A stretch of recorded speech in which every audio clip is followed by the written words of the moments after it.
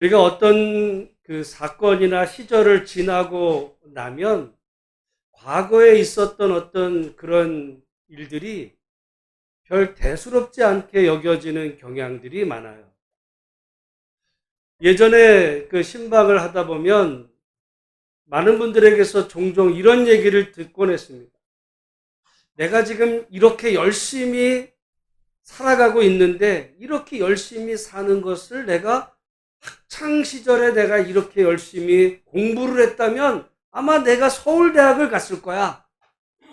이런 얘기를 참 많이 들어요. 지나놓고 보니까 그게 뭐 아쉽기도 하지만 할 수도 있었는데 뭐 이런 얘기죠. 우리가 바로의 꿈을 봤어요. 꿈 해몽. 생각해보면 여러분 별거 아닌 것 같이 여겨지지 않아요? 바로가 꿨던 꿈이 뭐야? 애굽 강가에 7 이제 암소가 있는데 살이 찌고 아주 뭐 영양이 좋은, 그래서 그 풀을 먹고 있는 그 7 황소. 근데 갑자기 또 아주 흉측한 그 7 마리가 나타나서는 그 7 황소를 먹었다. 그 꿈을 바로가 꿨다는 거예요. 또 비슷한 꿈을 이제 꿨는데 문제는 그 바로의 꿈을 해석하는 사람이 애굽에 있었다 그럽니까? 없다 그래요? 없어. 아니, 우리가 볼 때는 쉽잖아. 이제 그러니까 그것을 이제 결국은 요셉이 그 꿈은 해석은 하나님께 있다고 하면서 그 꿈은 이제 7년간의 풍년과 이후에 7년간의 흉년이 올 터인데 7년의 풍년을 잘 준비하면 이제 7년의 흉년을 잘 대비할 수 있을 거다. 별거 아니잖아요. 근데 그 별거 아닌 그 꿈에 대한 그 내용을 그 애굽에, 여러분 그 당시에 애굽이라는 것은 전 세계에서 그 당시로는 최고의 문명 국가예요. 우리가 지금 미국 하지만 미국이 250년 전에는 거기는 황무지였어요. 그리고 고대로 올라가면 할수록 이 문명의 어떤 그 정점을 이룬 제국들이 많아요. 지금은 별 볼 일 없어지는 이런 것 같이, 요즘 여러분 뭐 중국도 마찬가지야. 그 황하강에서 이뤘던 이 중국 문명, 그리고 이제 그 메소포타미아라 해가지고 지금 이라크 지금 완전히 폐허가 됐잖아요. 한때는 거기도 전성기를 이뤘던 적이 있었고, 그리고 지금 애굽, 이집트 문명이 정말, 제가 지난번 말씀드렸잖아요. 그때 그 시절에 사람들, 지금부터 수천 년 전에 이 지구의 둘레를 재했다는 거 아니에요. 지금 거의 정확하게.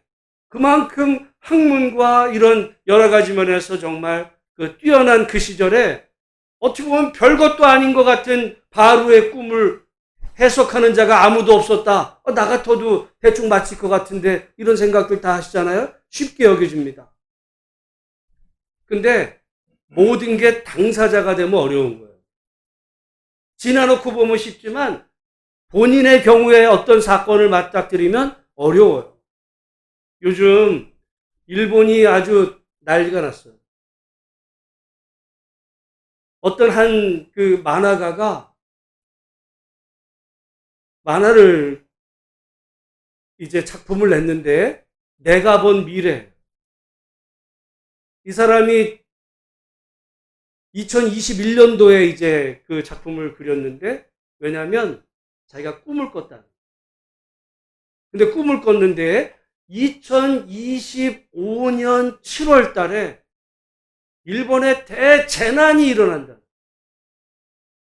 그게 일본 본토에서부터 저 필리핀 그 사이, 대만 어디에서 화산 그 지하에서 폭발을 해가지고 쓰나미가 이제 발생을 해서, 그게 엄청난 이 여파로 인해서 일본의 약 3분의 1에서 4분의 1이 잠겨버릴 것이라고 하는 것을 작품을 냈어요. 자기가 꿈을 꿨다고 하면서.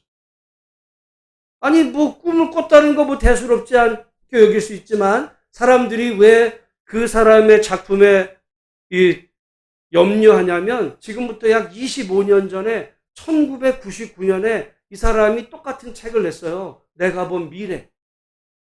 몰라, 이 사람은 어떤 꿈속에서 뭔가 예지몽을 꾼다는 거야. 근데 그때 꿨던 꿈 가운데서 이제 그걸 갖다가 작품으로 냈어요. 1999년에. 그 작품의 내용 중에 뭐가 있냐면 2011년 3월에 일본에서 대재난이 난다 그랬어요. 2011년 3월에 일본에서 진짜 대재난이 났어요. 3월 11일 날. 그게 뭐예요? 이게 동북 대지진. 그래서 그걸로 인해서 발생한 게 뭐냐면 후쿠시마 원전 폭파된 거예요. 그게 2011년 3월에 났는데 이거를 거의 10년, 10여 년 전에 이 작가가 예지몽을 통해서 그걸 작품으로 했다는 거예요. 그 작품 중에 또 하나가 나오는 게 뭐냐면 2020년도에 이 세상에 새로운 바이러스가 번창할 거다라는 거를 그 작품에 썼다는 거예요. 그렸다는 거야. 근데 2020년에 뭔 바이러스가 있었어요? 코로나가 왔어요. 과거에 지금 이랬는데 이 사람이 더 이상 자기가 예지몽을 안 꾸기 때문에 작품 활동을 안 했다가 2021년도에 자기가 꿈을 꿨다 그러면서 그거를 했는데 그 얘기가 바로 2025년 7월, 올해예요. 올해 7월에 대지진이 나서 어마어마한 쓰나미가 밀려오는데 그 2011년에 일어났던 그 쓰나미의 3배가 온다는 거예요. 그래서 보니까 2011년에 일본 그 지진 나서 쓰나미가 10m였다는 거예요. 3배면은 30m로 이걸 칠 거다라고 지금 했는데 모르죠. 그게 바로의 꿈이 될지 아니면 뭐 헛꿈이 될지. 근데 문제는 여러분, 저는 그 이야기를 그것 때문에 일본이 지금 뒤숭숭해요. 어떤 사람은 도망간다, 왜 해외 이민 간다로 난리가 났어요. 왜? 과거에 맞췄던 걸 있었고, 이 일본은요, 이 만화가 굉장히 그 인기입니다. 저도 한번 2011년, 그러니까 25년 올해 7월에 일이 과연 일어날까? 근데 여러분, 그렇다고 해서 무슨 대책이 있어요? 없잖아. 그러니까 여러분, 뭐든지 우리가 현실에 닥치면 방법이 없어. 그러니까 지금 성경에 나오는 바로의 꿈에 대한 것도 우리가 볼 때 지나놓고 보니까 결과를 다 알고 나서 보니까, 그거 뭐 쉬운 거 아니야, 그거? 아니었다는 거죠. 그걸 알아맞출 사람이 없었고, 가령 여러분 이렇게 볼 수 있어요. 만약에 요셉이 꿈을 해몽을 했는데 7년 풍년 후에 7년 흉년이 올 거다라고 딱 그 해석을 했는데, 만약에 풍년이 아니라 그의 흉년이 왔으면 어떻게 하는 거야? 흉년이 올 수 있었잖아요. 그걸 어떻게 맞춰? 그러면 어떻게 되는 거야? 목이 날아가는 거야. 그럼 우리가 이 바로의 이 꿈에 대한 요셉의 해몽을 보면서 항상 사람은 지나간 과거에 대해서는 쉽게 얘기합니다. 그러나 오늘 현실의 어떤 이 문제를 닥치면 일본에 정말 난다긴다 하는 사람 대책이 없잖아. 만약에 오늘날 요셉 같은 사람이 살아있어서 어떤 대책을 세우면 어떤 일을 할까? 그런 의미에서 이 요셉의 꿈 해몽과 이 대책을 우리가 주의 깊게 보면 정말 세상을 구원한 어떤 그 지혜로운 일이었죠. 여러분, 만약에 오늘날 누군가가 일본의 어떤 그 사건을 정말 어떤 지혜를 가지고 잘 대처를 했다 그러면은 요셉 같은 사람이겠죠. 그 사람은 항상 과거에 또 남의 일은 쉽게 여기지만 당장 그것이 내 문제, 오늘 현재의 상황이 되면 방법을 잘 모르는 이런 일인데, 어쨌든 우리가 그런 관점에서 요셉의 꿈 해몽을 대수롭지 않게 그거 뭐 별것도 아닌 걸 가지고 그렇게 했나라고 생각하지 않고 정말 그 일이 세상을 구원하는 하나님의 지혜의 방편이었다. 그 일로 인해서 요셉이 이제 말하자면 대책을 세우고 했던 대로 7년의 풍년과 이어서 2년의 가뭄이 듭니다.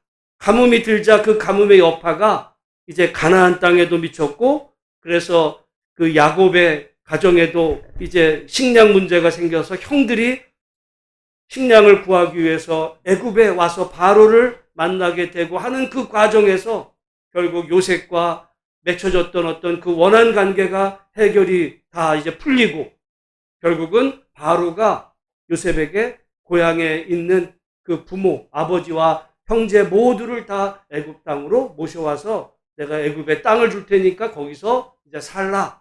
그래서 오는 길에 오늘 본문이 이제 시작이 됩니다. 자, 오늘 본문 46장 1절부터 3절까지 같이 한번 읽어보겠습니다. 시작. 이스라엘이 모든 소유를 이끌고 떠나 브엘세바에 이르러 그의 아버지 이삭의 하나님께 희생 제사를 드리니 그 밤에 하나님이 이상 중에 이스라엘에게 나타나 이르시되 야곱아 야곱아 하는지라 야곱이 이르시되 내가 여기 있나이다 하매 하나님이 이르시되 나는 하나님이라 내 아버지의 하나님이니 애굽으로 내려가기를 두려워하지 말라. 거기까지. 지금 이스라엘이, 여기 이스라엘은 야곱을 말합니다. 야곱이 모든 소유를 이끌고 떠나서 브엘세바까지 왔다 그랬습니다. 여러분이 아마 창세기를 많이 읽다 보면 브엘세바라는 단어가 굉장히 지명으로 익숙해요. 의미가 있습니다. 브엘세바라는 말은 7개의 우물이 있었던 곳인데 본래 이스라엘의 영토를 말할 때 어디서부터 어디까지냐면 단에서부터 브엘세바까지. 이 브엘세바 밑으로는 광야예요. 거기는 광야입니다. 신의 광야. 그러니까 이스라엘에 어떻게 보면 사람이 살만한 그 영토는 북쪽으로는 단, 끝으로는 브엘세바. 그러니까 브엘세바를 이제 지나면 그 광야길로 이제 접어드는 바로 그 지점에서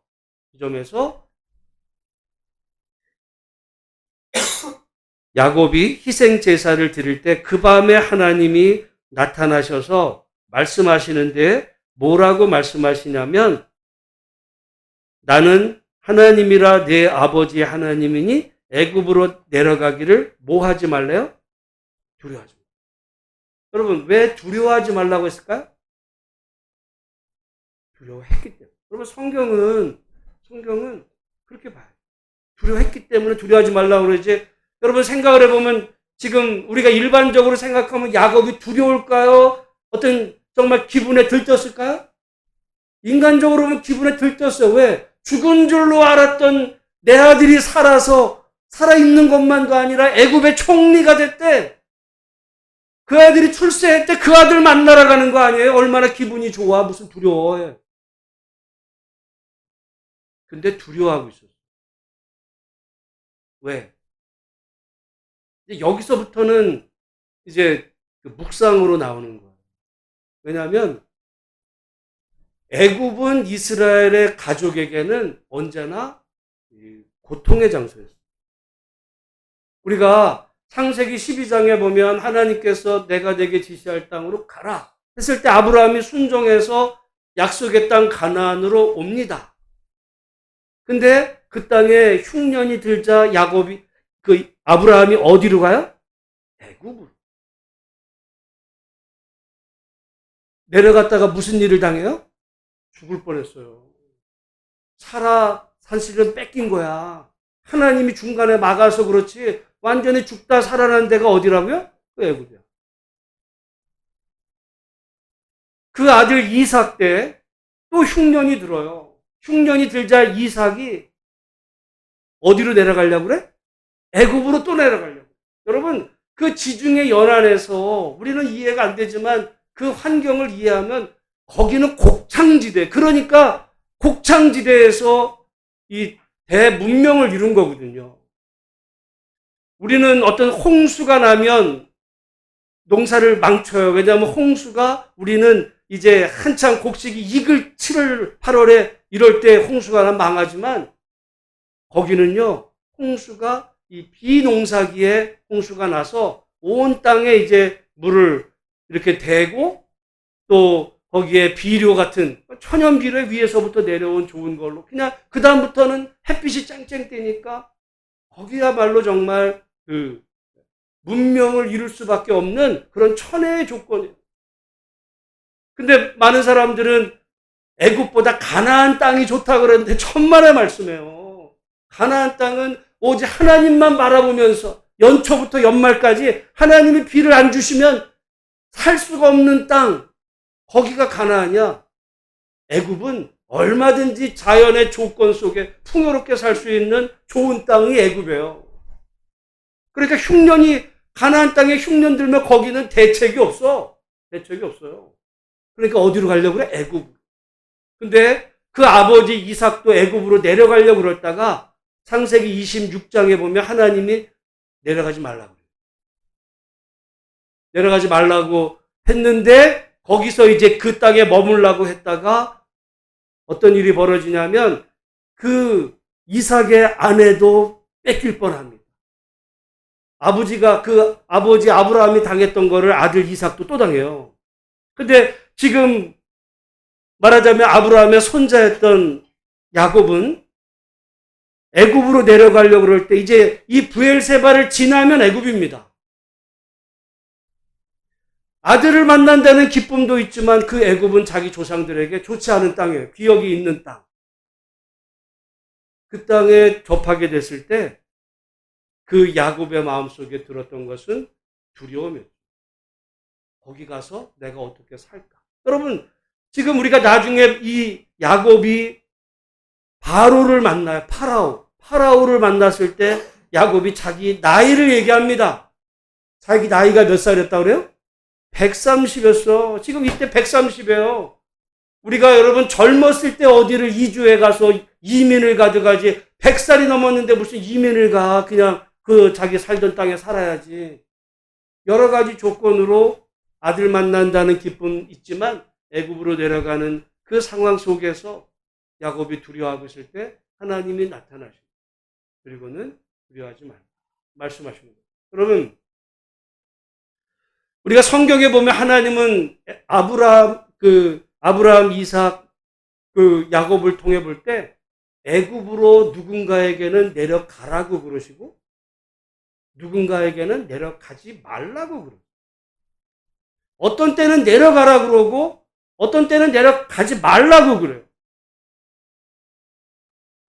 이것이 중요합니다. 우리가 늘 말씀에 깨어있지 않으면 옛날에 받아먹은 은혜로 오늘 우리 지금의 모든 문제를 옛날 생각으로 그냥 해석하려고 하는 거예요. 하나님의 뜻, 하나님의 어떻게 보면 예민한 어떤 하나님의 이런 그 방향성에 대해서 민감하게 반응하지 못하고 옛날에 내가 이렇게 해봤더니 일이 잘 됐어. 그러니까 그냥 하는 거야. 옛날에 이렇게 해봤더니 이 일은 안 됐어. 그럼 안 돼. 시대가 바뀌었을 수도 있고요. 상황이 바뀌었을 수도 있고 하나님의 뜻이 달라졌을 수도 있어요. 하나님은 어떤 때는 가라고 하시고 어떤 때는 가지 말라고도 하십니다. 우리가 이 믿음 생활에서 그래서 중요한 것이 항상 하나님의 어떤 인도하심 앞에 예민하게 우리의 마음과 이 귀를 열고 있는 것. 제일 무서운 게 과거의 어떤 그 자기 추억으로, 자기 경험으로. 오늘날 많은 사람들은 자기 경험을 얘기해, 경험. 내가 그래 봤더니 되더라. 여러분, 지금은 시대도 바뀌어졌어요. 지금 AI 시대에 옛날에 우리가 무슨, 이렇게 손으로 하던 그런 시대, AI 시대도 바뀌어졌어요, 지금은. 시대도 바뀌어져서 옛날 방식으로 안 되긴 하지만은 하나님의 어떤 그 방향 속에서도 우리가 예의하며 주의 깊게 오늘 내게 새롭게 말씀하시는 하나님의 뜻이 무엇인지를 정말 영적으로 바르게 분별해 나갈 수 있는 복된 은혜가 있으시기를 주님의 이름으로 축복합니다. 이거 신학도 마찬가지예요. 난 오늘 한국교회 신학이 근본주의인데 문제가 있어. 너무 100년 전 거를 그냥 100년 전 거. 바뀌면 안 돼, 이거. 시대가 바뀌었어요. 내가 그 단적으로 보는 게 우리 총신에서 정말 거의 칼빈같이 여기는 분이 박형룡 박사가 있어요. 조직신학. 그분이 종말론에 뭘 썼냐면 기독교인은 이 장례를 지날 때 절대로 화장하면 안 된다고 썼어요. 그러니까 제 위에 선배 목사들은 다 신학교에서 그렇게 배웠어요. 그 교리책이야. 거의 뭐 성경 버금가는 책에 장례 지낼 때 화장하면 안 된다고. 왜? 부활신앙 때문에. 그렇게 다 배웠어요. 지금 다 그분 관점에서 매장하는 사람은 부활신앙이 없는 사람이야. 신학도 바뀌어. 근데 그때 거를 금과 옥조로 여겨가지고 지금도 그래야 된다고 한다면 웃긴 얘기가 되는 거예요. 하나님의 말씀이 영원 불변한 것이지 어떤 하나님이 이 세상 속에서 우리를 인도해 가시는 방법에는 우리가 항상 귀를 열고 세술은 세부래요. 지금 야곱이 지금 어떻게 보면 과거 자기의 그 아버지 할아버지에게서 하나님은 애굽으로 내려가지 말라 그랬어요. 사실은 할아버지 아브라함은 물어보지도 않고 내려갔다가 낭패를 당한 거예요. 근데 아버지 이삭은 내려가지 말라 그랬어요. 그 집은 어떻게 보면 가문이 전통으로 애굽은 내려가면 절대 안 돼. 그러니까 두려운 마음이 있죠. 근데 하나님께서 내려가라. 두려워하지 말라. 네. 그리고 뭐라 그랬어요? 내가 거기서 너로 큰 민족을 이루게 하리라. 여러분, 오늘 이 말씀을 새기면서 하나님께서 광야에서 이스라엘 백성들에게 만나를 매일 주셨습니다.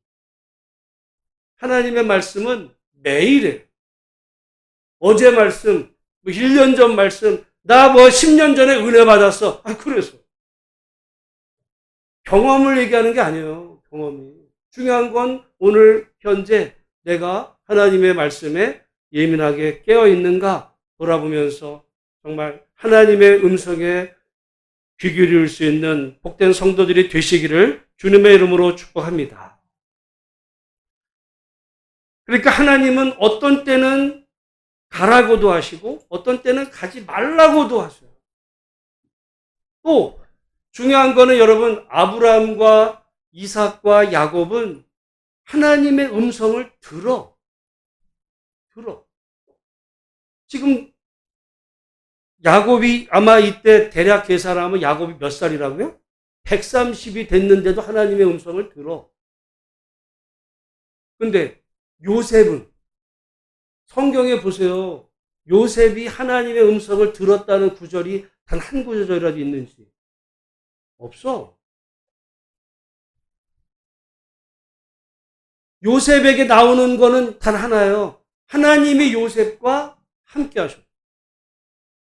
어떤 의미로 보면 오늘날 아브라함, 이삭, 야곱 같이 신앙생활하는 사람 우리 중에 없어요. 잠을 자면 하나님의 음성 들리고 하나님 환상 중에 나타나셔서 가라 가지 말라. 어떻게 보면 그거에만 의존하는 신앙은 좋지도 않아 사실은. 근데 그런 관점에서 보면 지금 요셉은 아무것도 아니야. 하나님 음성을 들은 적이 없어요. 한 번 꿈을 꿨지. 근데 꿈속에 하나님 나타나지도 않아. 요셉이 꾼 꿈, 자기 형들하고 아버지가 나중에 자기한테 절한다는데 거기 하나님이 나타나셔서 무슨 말씀하셨다는 구절. 요셉에는 아무 구절이 없어요. 야곱에는 그렇게 많이 나타나시는 하나님이 요셉에게. 여러분, 사람마다 하나님이 말씀하시는 방법이 달라요. 중요한 거는 오늘도 하나님이 말씀하시는데 무슨 내 귀에 무슨 환상으로 또는 무슨 환청으로 이런 걸만 기대하는 그런 신앙은요, 잘못되기 딱 알맞아. 그러나 열려는 있어야 돼. 그러나 어떤 중요한 시기에 하나님께서 내게 그런 방식으로도 말씀하실 수 있다는 것에 대해서는 가능성을 열어둬야 돼. 왜? 성경에 수많은 사람이 그런 식으로 말씀을 받거든요. 그런데 우리 대부분은 야곱의 방식이 아니라 요셉의 방식. 요셉은 뭐야? 말씀하지 않아. 여러분 하나님 음성 들어본 적 있어요? 없잖아. 문제가 있는 거예요? 아니야. 요셉을 보세요. 중요한 거는 오늘 나의 삶의 현장 속에서 하나님과 동행하며, 그래서 우리가 하나님이 이렇게 쉽게 야곱에게는 말씀하실 때 여러분 돌아보면 요셉이 형들한테 팔려가지고 애굽으로 이렇게 끌려오던 그 시점에서 하나님께서 요셉에게 말씀하실 수도 있었잖아요. 요셉아, 나는 너의 조상의 하나님이다. 너가 너의 형들에게 팔려서 애굽으로 내려가지만 내가 거기서 너와 함께 할 것이고 너를 연단시켜서 너를 어느 시점에 내가 애굽의 총리로 너를 세울 거야. 아무 말씀이 없어요. 아무 말씀이 없어. 문제가 있는 게 아니라 여러분 하나님께서 사람에게 말씀하시는 방법이 또 다르다. 오늘 우리 대부분은 다 요셉과 같은 이런 경우죠. 중요한 거는 내게 하나님의 음성이 들리지 않아도, 내가 뭐 꿈에서 뭐 하나님의 무슨 환상을 보지 못했을지라도 중요한 거는 요셉이 어떻게 해요? 하나님과 늘 자기의 현실의 삶 속에서 동행했다. 늘 어떻게 보면 정말 말씀대로 살면 살수록 더 구렁텅이로 빠져가는 듯한 그 어떤 삶의 역경 속에서도 끝까지 하나님에 대한 신앙을 놓지 않았던 그 요셉의 끈질긴 믿음. 어쩌면 우리가 늘 하나님의 어떤 신비로운 무슨 뭐 환상과 같은 뭐 기적, 은혜, 뭐 성령, 방언, 여러분이 한번 은사를 받으면 은사자에게 문제가 생겨요. 왜냐하면 항상 더 센 은혜를 원해. 더 센 거. 하나님이 이미 주신 거니까 별게 아니야. 더 센 거. 무슨, 응? 방언 받으면 방언 통역, 뭐, 이거. 신유, 이렇게, 예요, 이렇게. 여러분, 그건 하나님의 선물이라 하나님이 필요한 사람에게 때에 따라서 주실 수 있다는, 뭐, 사모도 해야 되고, 주시면 감사한 거죠. 그러나 요셉은 그런 게 없을지라도 늘 하나님의 말씀에 정말 귀 기울이면서 날마다 은혜 가운데 믿음으로 살았다는 사실을 기억하면서 여러분 오늘 하나님의 음성이 들리지 않아도 여러분의 삶의 현장에서 하나님과 동행하며 사는 복된 성도들이 되시기를 주님의 이름으로 축복합니다. 더 중요한 게 있어요. 우리의 생각입니다. 여러분 우리 생각은 이게 빈 공간이 아니에요. 여러분 지금도 생각하죠. 사람은요, 생각을.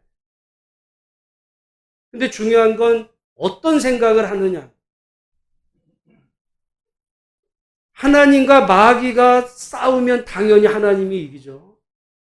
근데 하나님이 여러분 안에서 하나님과 마귀가 싸우면 대부분 마귀가 이겨요.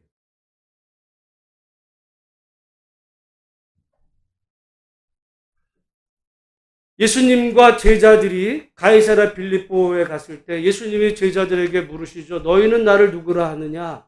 그랬더니 베드로가 뭐라 그럽니까? 주는 그리스도시요 살아계신 하나님의 아들이십니다. 그랬더니 예수님이 바요나 시몬 이를 내게 알게 하니는 혈육이 아니라 하늘에 계신 내 아버지. 얼마나 중차. 그리고는 예수님이 이제 내가 예루살렘으로 올라가는데 올라가면 고난을 받고 죽고 사흘에 부활할 거다. 말씀을 하시자마자 베드로가 뭐라 그럽니까? 주여 그리 마옵소서 이 일이 결코 주께 미치지 아니하리이다. 그때 예수님이 베드로에게 뭐라 그러세요? 사탄아 내 뒤로 물러가라 라고 하시면서 너는 나를 넘어지게 하는 자로다. 내가 하나님의 일을 생각하지 아니하고 도리어 사람의 일을 생각하는 생각이에요. 지금 베드로가 무슨 생각을 한 거예요? 하나님의 일이 아니라 사람의 일. 인간적인 생각을 한 거예요. 인간적인 생각. 인간적인 생각을 한 베드로를 가리켜서 예수님이 뭐라고 그러셨다고요? 사탄아라고. 똑같아요. 우리가 하나님의 무슨 백성이라고 하는 게 무슨 도장 찍어놨어요? 어디다? 머리에다 인장을 박아놨어요?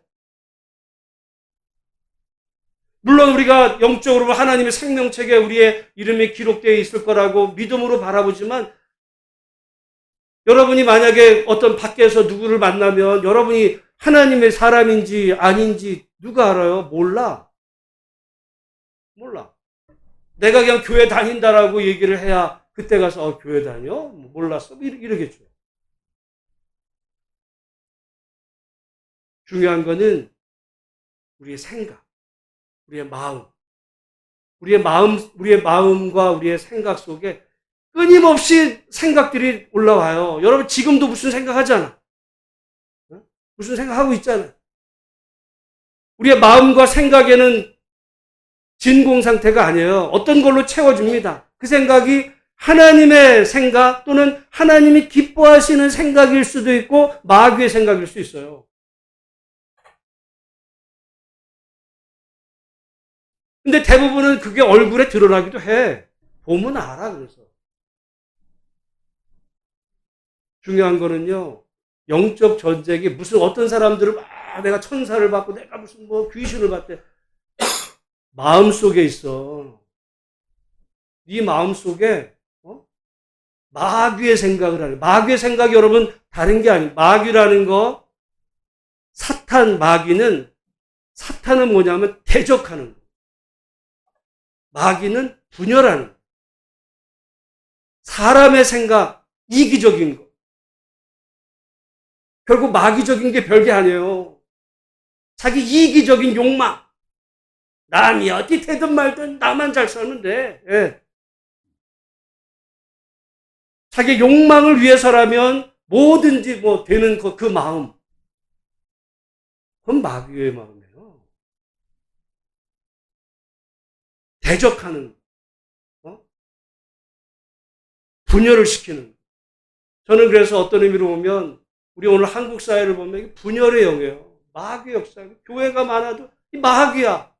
다 그냥 교회마다 분쟁 있잖아. 예를 들어 예배 드리고 싸워요. 그건 마귀 역사야. 난 마귀 눈을 봤어요.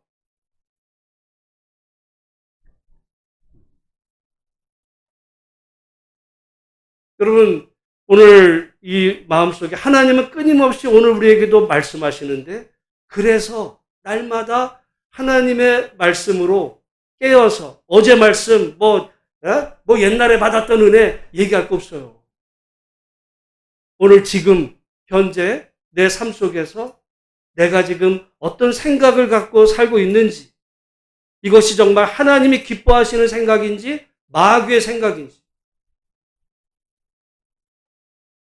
그래서 잠언에는 모든 지킬 만한 것에서 더욱 내 마음을 지키라 했어요. 바로 우리의 그 마음터가 영적인 전쟁터입니다. 여러분 예배 끝나고 집에 돌아가거나 또는 한 주간 어떤 삶을 살면서 끊임없이 우리는 그 갈등 속에 살아요. 떠오르는 생각과 영적인 전쟁이야. 근데 대부분 여러분 하나님이 여러분 안에서 하나님이 이겨요? 마귀가 이겨요? 원리적으로는 하나님이 이겨야 돼. 난 하나님의 백성이니까. 근데 실제로는 마귀가 이깁니다.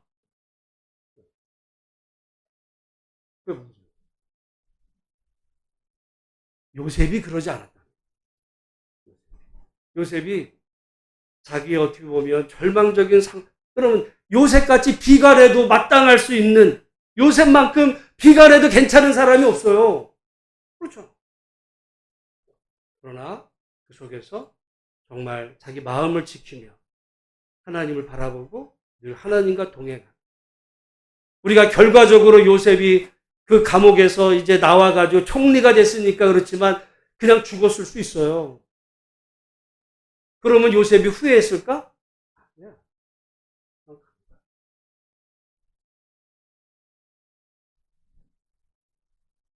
오늘 우리 한국교회가 너무 승리주의에 이렇게 해가지고 예수를 믿으면 성공을 해요. 성공하지 못하면 실패한 믿음 생활이에요. 웃기는 얘기예요. 그때마다 요셉을 또 들어. 내가 볼 때 요셉을 모독하는 거예요. 하나님이 우리를 부르실 때 성공하라고 부르셨어요. 너 나 잘 믿으면 내가 너 성공하게 해줄게. 그렇게 부르신 거예요. 하나님이 우리에게 요구하시는 것은 성공이 아니라 거룩입니다. 하나님의 말씀 안에서 우리가 정결한 하나님의 백성으로 묵묵히 늘 깨어서 말씀과 동행하는, 우리가 무슨 뭐 환상이 들리지 않아도 환상이 그 기대하지도 마세요. 사람마다 제가 연구를 해봤잖아요. 그런 부분에 열려있는 사람이 있어요. 열려있는 사람이 있어요. 그러면 사람도 체질이 있잖아요. 영적 체질에 민감한 분들이 있어. 근데 대부분은 그렇지 않은, 여러분, 그렇지 않은 거 감사해야 돼요. 여러분, 만약에 보는데 막 여기 천사, 귀신이 막 왔다 갔다 하는 게 보여봐. 그거 좋을 것 같아요? 안 좋아. 피곤해. 안 보이는 거 감사하고 대신 늘 깨어서 하나님 말씀 안에서 묵상하고 기도하면서 여러분 주어진 인생길을 믿음으로 살아가시는 주님의 복된 성도들이 다 되시기를 주의 이름으로 축복합니다. 하나님 아버지의 은혜를 감사합니다.